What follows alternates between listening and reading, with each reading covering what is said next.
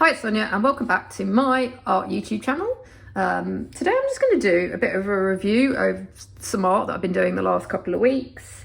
I was going to do, and I'm going to mention it now because it will be a future art topic. And in case anyone else finds journaling helpful, maybe they want to journal on it. But it's something I want to sort of more sit on and think about. But I want to do a video on do your emotions affect your art? Is a question I've been asking myself. Thanks to some events, and just, you know, it's just interesting really how I make art in times of, you know, relative stress or changes, and for, you know, is it how I make art in some ways, is it a good thing or a bad thing? Just something to reflect on. Do our emotions come into our art? For some people it might be no, and for others it might be a firm yes, and I'm definitely in the latter camp. So the art I did do, so I didn't, the week before I wasn't really doing anything, to be honest with you, but what I was gravitating towards was abstract art when I was fitting it in. And I did share on my Patreon. I'm not going to go through these two sketchbooks again because actually I almost did sort of sketchbook tours. They're not completely finished, but I just wanted to show a few pages because these have been great for just grabbing and doing some work, just a place to play and explore, and I guess just let myself be, if that makes sense. So I have shown, yeah, this, but this has been really great. I really am enjoying my altered abstract sketchbook. It is a place, this one I don't think I showed this page, because the thing with this sketchbook is I just go to a page, I'm not working through it methodically. Sometimes I come back to pages that have work on and I go over the top. It's just, I don't know, it's like a visual place just to let rip, to go wherever I feel like taking, exploring abstract work, exploring mark making, exploring my materials. So that is where I have been doing a lot of my work the last couple of weeks. And then I wanted to share, I've got some, this is in no particular order, this is really haphazard, as is how it goes. I did also return this last week, from Monday, I feel like I really got back into art again. I felt myself in a good zone, and I felt like, you know, I was going to take the time to get back to an art practice for me. So I returned to this is like one of my anything goes journals that I've spoken about before. It's a relatively cheap blank, I assume it was meant to be a notebook really. So the paper's like very sort of almost smooth and shiny, and it's not great, as you can see, stuff comes through. So it really is, I'm not trying to make this being one of those like finished, attractive, designed sketchbooks. In theory, you'll see here the next page, I actually do a little bit of writing. I want more writing actually. I want it to have more of a, not a common, like more of a, just something I pick up and I can do what I want in it. Very rough sketches. I don't feel they have to be finished. I mean, I've got abstract doodles here. I've got this sticker book that I gave the kids, they're never into stickers.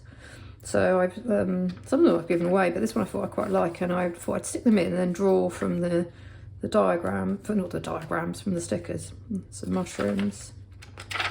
Oh, and then I was reading a Mary Fedden book, trying to get more into also starting my day not like in a sort of a healthier fashion, not necessarily going to like online sites or the news and stuff, but maybe reading an art book, reading about an artist would be really nice. That's my kind of like, what's it, ideal morning with a coffee, if I could fit that in. And then I decided yesterday just to draw things in the studio, trying to remind myself that even though I've drawn things again and again, and I know some of my stuff too well, you know, if you draw it with a different, here I've drawn with a Posca pen, this is very linear drawing, not doing shade or tone or anything like that. You know, you can, you get a different picture, a different sort of, I quite like that page actually, that spread. So it's surprising really, this book, because there's pages, you know, you end up exploring some really different ways of drawing, because you're not kept to one way in that sort of a sketchbook. Then in terms of keeping to subject, I do have my, this is my old, I mentioned it before, my 100 Heads sketchbook that it was a good practice, but I didn't feel any sense of connection. I was kind of like, I didn't feel any sense of connection to these heads that I'd found to draw. So I'm painting over the pages and just reusing it. This is one actually from an upside down sketchbook exercise. So I've still got some pages to fill in, but here is one that I did. So this all links together. Then I felt when I'm in the midst of stuff, or I don't know, a little bit annoyed or frustrated, sometimes I could be honest with you, I don't feel like drawing people. That's just not what I want to do. But now I feel like just yesterday I've come back, or a few days actually, because I did sketch the kids in bed. I've come back to actually feeling a bit more like chill, and I do want to, I've sort of returned to it, but I'm wanting to return to drawing, to the practice of figurative art and portraits and stuff in my own way. So I've got this old Rodin book that it was when we were in Switzerland. Someone left books outside their house, and I took a few of them. But obviously, because one was on Rodin, one's a nice encyclopedia thing that I could use for drawing on, or an altered book project, because I love the paper. But this one I like because, weirdly enough, it's got some nice old Rodin reproductions, but the fact that the text is in German and I can't read it means I'm not distracted by wanting to read. I just go to it for visual inspiration, and I've always loved, I mean, I think a lot of people love drawing from, going to the V&A when I was able to, and drawing from marble sculptures. There's something very, I don't know, like, it's just very nice to study those and draw from them. I think it's good practice. So yeah, this was my realistic sort of getting back into, I guess, a more using pencil, a bit more how I work with a little bit of charcoal. I was thinking, maybe I'll come back on top of that one. Maybe I'll self-impose, like try and get a reference picture of myself in that pose and go on top of it. Maybe I'll leave it. Let's see. And then, that's the wrong sketchbook. Which one is it? So then in this one, sometimes it's good to start off, like, it's sometimes hard to truly warm up from the beginning, unless you give yourself, you could give yourself like a minute or a small time limit. That would definitely help. Where is the page? I need to mark. Oh yeah, so then I decided to do the same reference, but here I've used a brush pen, and I was, interesting. I did it very quickly before I went in, and I feel that, in essence, I guess so you can see that I've tried to copy that face, but it doesn't look exact copy, I don't think. But I like this drawing. I like how this one has turned out. There's something about the lines that is, quite cool. This is my sort of altered sketchbook, but it's for me to get really loose in. I marked this page because I actually also like the fact that sometimes I'll draw on really bad paper, like this is the kids' paper, but I actually kind of liked my sort of mark making here, so I sort of like stuck it in to give it a home. So this will turn out hopefully to be quite an interesting loose sketchbook. Okay, so that is that. And then now on to works on, I've got stuff piled up here. It's all a bit haphazard. Works on paper. I kind of really enjoyed getting loose with abstract work this week. This was actually, I've got a big one, I don't know if it's going to fit in. I'm a bit crazy on this piece of paper. This, I would say, whoops, I'm going to jog. It's got stuck, can you believe it? It's got stuck in the tripod, there we go. This is talking about emotions, this was at the height of my feeling, and I guess, yes, you could say there's a little bit of angry mark making in here. I don't know, see what you want. I see how I was kind of like processing things. So this was like acrylic ink, all sorts, oil pastel, and this isn't finished by any means. I can go on top and on top. That's what I love, this sort of abstract work. And I have got all these. This is something else I've been doing a lot of recently. I've got a little pile of, the kids had this drawing paper and they did all these drawings, and then they were like, oh, these can be recycled.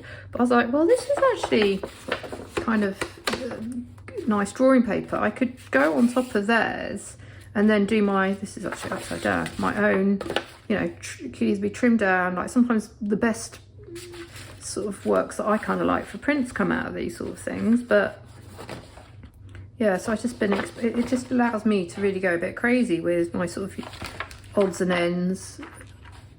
And I kind of like, I don't know, here, this is interesting. This, well, for me, in terms of like, what can I do practice-wise with my hard pastels, I decided, so this is like a cheap matte acrylic base. And then I tried going on top with, actually the fixative, okay, that's interesting.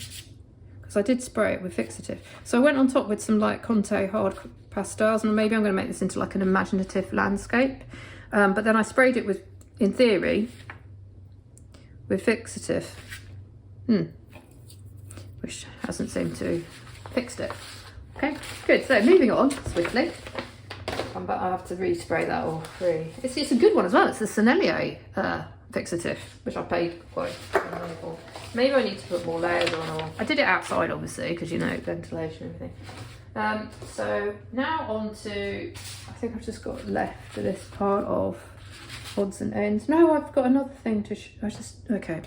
Well, this is then I was working on little bits of paper. So these are just some scraps of paper that I have out, and that I just, as I talked about before, I just like to dip into them depending on my mood. And you know, like these can either be cut up for that altered sketchbook, or can form the basis for more exploratory works of their own. You could even use them in the future for, say, I want to then go on top with, so this was interesting, so do some figurative work on top, use it as a background. What I did here is, this was an old, this is really old paper from a kid's sketchbook, and I'd pre-prepared it. I think this is gouache, and then I decided, like, I had a photo of one of the kids sitting away, looking away, and I drew, I thought, I want to practice drawing people again. So I drew him, but then I'm like, sometimes I get a bit bored with just this is personal. A lot of people wouldn't be bored. They'd be like, you should have just kept it. But I personally sometimes get a little bit bored with my own correct figure drawing. And so I decided, let's make it like, bring out highlight areas, skin. Maybe I'm a bit influenced by the whole Justin Mortimer, he does that sort of, you know, but then how do I sort of merge the figure like it isn't figurative? I want it to just add more atmosphere, more sort of sense of what is this picture about? Like, what is this? It's, yeah, I don't know where I'm going with this sort of work, but all I know is I kind of enjoy it. It interests me, and I guess that's what I'm looking for at the moment. I'm trying to look for ways of working, ways of thinking about art that keeps me curious and just engaged. So yeah, hold on, there's one more thing and then I'm done. I stuck it down here. Oh yeah, then I went into, which actually I'm quite pleased with this sketchbook. Where is it? So I'd left this page blank. I don't know if I showed it in last week's review, I can't remember. And I was like, let's carry on with the border. I do quite like these sharp borders in sketchbooks, which obviously we all do with masking tape. And then this was just, you know, and I was sort of coming back to art, and it was really nice just to do this really simple poplar that I've drawn a million times. So I sort of change it up a bit now. I almost know it, but I know it so well that I just draw it barely without looking at it, because and it gets a bit more, maybe because of that, a little bit more childish or naive, whatever you want to say. But there's something about this one that really works for me. I don't know if it's the colours, I don't know, I just really engage. I really do like that piece. So yeah, that was fun, and it was really nice to do. There's something about also applying gouache, this was all gouache, quite thickly, in a very sort of thick, and it was a relatively cheap brand. It's the Artesia one that I sort of got a lot of because they were on offer. So that was that piece. Then I did a very all had fun. I really am trying to go really loose with landscapes. Completely changed. Obviously, you can see the colours here. This pink from a scene I found on an old photo of when we'd gone on a walk. And I'm trying, like, you can't really, can you see? I scratched into the paint here, into the thick wash. So, and then I was like, stop. Sometimes I just want to stop, and I feel more confident with stopping in a sketchbook in a way, because it feels less, I don't know why. Oh, and then I just quickly did, this is recent, I think that was, did one 2 days ago, and then if I have a vase of flowers, I want to really enjoy them, and I want to reproduce them and use them as inspiration. So this is just, I got the inks out again. I'm always trying to like get the supplies I have now and rotate them around a little, if that makes sense. Okay, this video has actually turned out to be a bit longer than I thought. So yeah, thank you very much for joining me. And yeah, I hope maybe there's some ideas for your art practice. Maybe you're using this as a draw along video. Wherever you are, I hope you're okay, and I will see you in the next video. Bye.